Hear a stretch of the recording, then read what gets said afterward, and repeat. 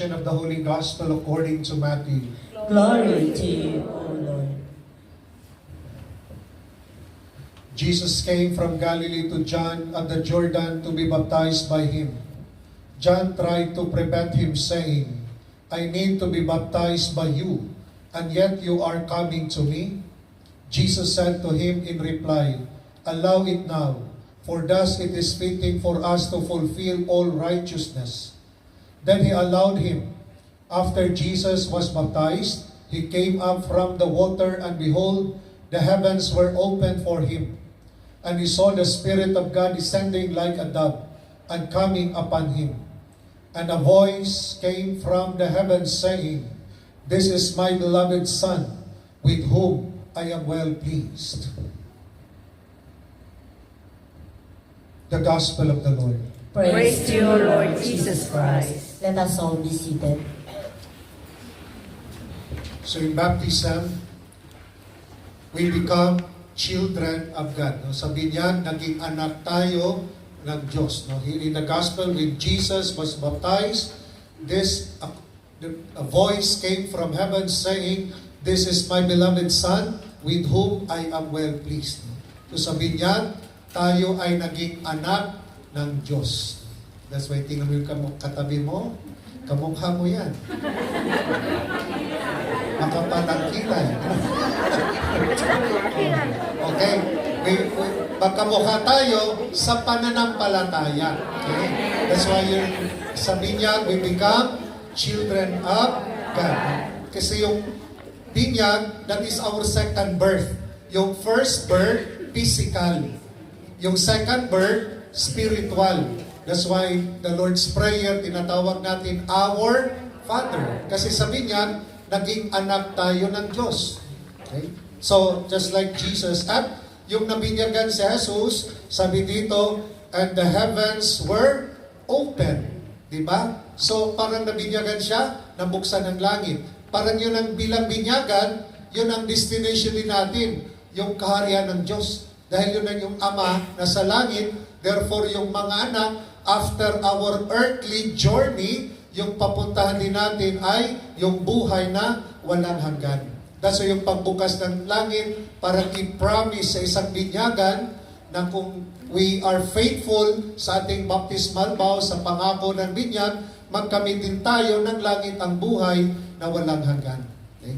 That's why yung baptism, we become children of God, parang pagpapalaya, liberation from sa kasalanan, tulad ng unang Old Testament, di ba? Meron din yung nabuksan, yung when the Israelite praying dahil sa Egypto, they were slave. No? At sila nagdasal para mapalaya. Ginamit si Moses at napalaya sa dahil nahati yung, ano yung nahati? Yung dagat, di ba? The Red Sea. Nahati yung dagat at doon sila parang nabuksan ang dagat, napalaya sila sa kaalipinan at nakapunta doon sa Promised Land. Okay? So yun ang binyag, tayo ay napalaya sa kasalanan. Doon sa kasalanang mana, original sin kay Adam at kay Eve. So magtanong tayo, bakit naman yung bata, wala namang kasalanan yan? Bakit? So, ang kasalanan na concept, the analogy, yung kasalanan, yung contracted, no? Sin. Na dahil mahina si Adam and Eve, parang nandun tayo yung inclination natin. Contracted, ibig sabihin, hindi siya personal. Hindi siya yung commit. Ibig sabihin doon, that's why yung original sin, yung ating concupiscence, yung ginagamit na term, very technical term, ibig sabihin yung tao inclined to sin. Okay? So pinahina siya dahil sa binyag. Dahil sa binyag, yung katawan natin, anong nangyari? naging temple of the Holy Spirit. So yung binyag naging templo na ibig sabihin dahil ang Espiritu kasama na natin, we do good. Diba? Sabi sa ikalawang pagbasa, Jesus went about doing good after baptism. So after the Spirit in us, kung makikinig tayo sa Espiritu sa puso natin, we do good. So dahil doon, sabi niya, hindi na tayo inclined to sin. Parang pinahina yung ating pagkamakasalanan. Dahil sabi niya, ano yung nasa katawan natin? Ha? Holy Spirit. Hindi ba? Wala pa naman. Holy Spirit. So yung binyag, ang katawan natin, naging temple of the Holy Spirit. Nalala ko yung unang parish ko, doon sa Lantaw, Father, i-bless yung bahay, Father. Bakit? Yung anak ko, Father, naposes ng demonyo. Naposes. So pinuntahan namin. Akyat kami doon, umulan, lakas pa naman ang ulan. Kasi yung sa Lantaw, di ba? Yung nasa village house sa bundok, lakas yung ulan, gabi pa naman. Pagdating kalahati na kami, sabi ng guide, Father, sorry, naiwan yung susi, Father. But anyway, dumating kami doon. Pagdating doon, yung madilim yung bahay, daming pusa din doon. So, nag-prayer na for house blessing. Habang binabasa ko yung gospel, yung bata ron, 21 years old, tinakpan yung tenga niya. Tapos nagsisigaw, Father, na po siya. Hinawakan nila. Hinawakan.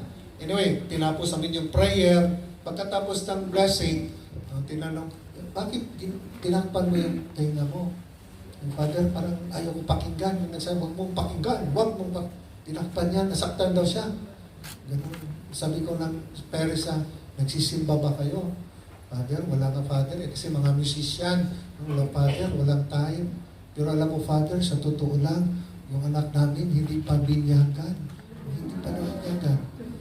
Diba, yung binyag, yung katawan natin ay temple. Kasi walang binyag, baka pumasok yung ibang espiritu. Okay? Diba, sabi nga ni San Pablo, if God is with us, the Spirit of God is with us, who can be against us? That's why bininyagan, para hindi makatake over ang masamang Espiritu Santo. Pag walang binyag, di ba, walang binyag, sino mag-take over sa buhay mo? Kung sino na lang. Okay? That's why yung tradition natin as Catholic, no, na bata pa, bininyagan, para bata pa, protected by angels, dahil ang katawan, naging temple of the Holy Spirit. Kasi yung nabinyagan tayo, mali pa tayo, ang nag-guarantee ng ating pananampalataya, yung ating mga magulang, yung mga ninong-ninang. It was later on, age of reason, di ba, na-compile, ikaw na mag-confirm. No, I want to remain, no, as Catholic, dahil tinuturuan ako ng ninong-ninang about the faith. Yun na, so bata pa lang, bininyagan para protected, no? And ang nag-garantiya, ninong, ninang, at mga magulang. Okay? That's why ang fundamental duty ni ninong, ninang, tuturuan nyo ang inaanak nyo about God, about the faith. Hindi nyo duty yung Pasko, yung Christmas, no? Yung birthday. Yung iba, pag birthday, gano'n, dala-dala. O punta tayo sa ninong mo. 10 yung ninong. Pagkatapos, ano yung pera? Bigay mo. Oh. Okay? So, naalala ko, yung ninong ko, isa lang. Ninang, isa lang. But they rest in peace already. Okay? At naalala ko, yung gift, yung pagpasok ko sa high school, no? I was 13, 14 years old. Yung gift, Bible. Hanggang ngayon, yung Bible, nasa akin. Okay? There's something na gift, tuturuan nyo about the faith. Hindi lang yung mga material na bagay. Tapos, nag-reklamo, ito lang bigay ni Ninang. Tapos mga kapitbahay natin, pag may mga anak sila, no? Sabi, si Kuan, Ninang kasi sa Hong Kong yun. Ninang mo yun. Maski wala, paano mo tuturuan nandito ka? Oh, iba nga yung intention. Remember, yung duty nyo, pananagutan nyo sa Panginoon, itong mga inaanak nyo, pananagutan nyo kay Lord kung paano siya tinuruan about the faith. Okay? Kung hindi siya tinuruan sa pananampalataya, pananagutan niyo yan kay Lord. Ikaw, dami kang paninong-ninong ka, wala ka naman tinuturo sa kanila. Ninang-ninang ka, wala kang tinuro. Pananagutan yun. Responsibility natin yan. That's why tawag sa English, di ba? God, parents, pananagutan. Okay? That's why dito sa binyag, when Jesus was baptized, saan nga nabinyagan si Lord? Sa Jordan. Nakala ko sa Yamati. Oh, sa Jordan. O, di ba? Okay? So, sabi nga doon, para yung tubig mapabanal at sino yung tatanggap ng binyag ay magbuhay ng kabanalan. So, parang sinishare ni Lord ang kanyang kabanalan. That's why sa binyag, nandun yung kabanalan natin. Okay? Yun ang mission din natin, to become children of God. At yung binyag ay hindi natatapos pag hindi ka gumagawa ng mission.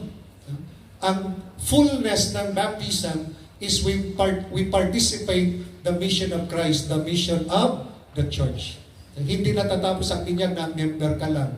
Wala ka nang ginawa. Hindi pa nga, nagpabinyag. Hindi naman nagsisimba. Simba yan, kasal. Pangatlo yan, funeral. Yun ang pasok. Paano ka makapasok sa langit yan? Di ba? Pangako yung nabinyagan ka, nabuksan ang langit, pero dapat isabuhay natin ang pangako sa binyag. Talikuran ng kasamaan at sundin mahalin si Lord. Okay? So yun ang promise ng baptism. That's why importante yung binyag dahil may promise siya, yung buhay na walang hanggan. Okay? So in our journey we ask the grace of God, no, na patuloy mamuhay, no. 'Di ba sabi nga dito, ikalawang pagbasa, ang binyagan ay palaging gumagawa ng kabutihan. Gumagawa ba din ng kabutihan? Parang tumahimik. Diba? Okay? So ang tunay na binyagan ay palaging gumawa ng kabutihan, hindi nanira sa kapwa. Dahil pag gumawa din ng kabutihan, we glorify God. Hindi lang dito, hindi lang nagdadasal, we glorify God, but every time we do good to our brothers and sisters, we do good to others, we give glory to God. Dahil sa kagandahang loob mo, sa kabutihan mo, nakita nila ang Diyos sa buhay mo. Diba? Na maski yung ibang tao, no? Na iba ka, gumawa ka ng maski nasaktan ka, no? maski palagi kang sinasabihan ni Ma'am Sir, chisin, pero mabait ka pa rin. Hindi mo dinagdagan yung templa ng pagkain. Oh, mabait, pinag-pray mo pa rin sila. Pinag-pray. Yan ang kabutihan. At magtaka ka na lang, mabait na si Ma'am. At kayo na yung best friend ni Ma'am. Nagsusumbong na si Ma'am sa problema kay Sir. Oh, di ba? Dahil the power of prayer. Okay, the power of prayer. That's why, do not give up in doing good. Even if people hindi nakita, gumawa ka ng kabutihan, nakikita ni Lord yan. Hindi natutulog ang Diyos. Amen. Pero kayo, natutulog sa mask. Pero si Lord, hindi natutulog si Lord. Maski walang nakikita, walang naka-appreciate sa'yo, continue to do good. Because God will reward you with everlasting life.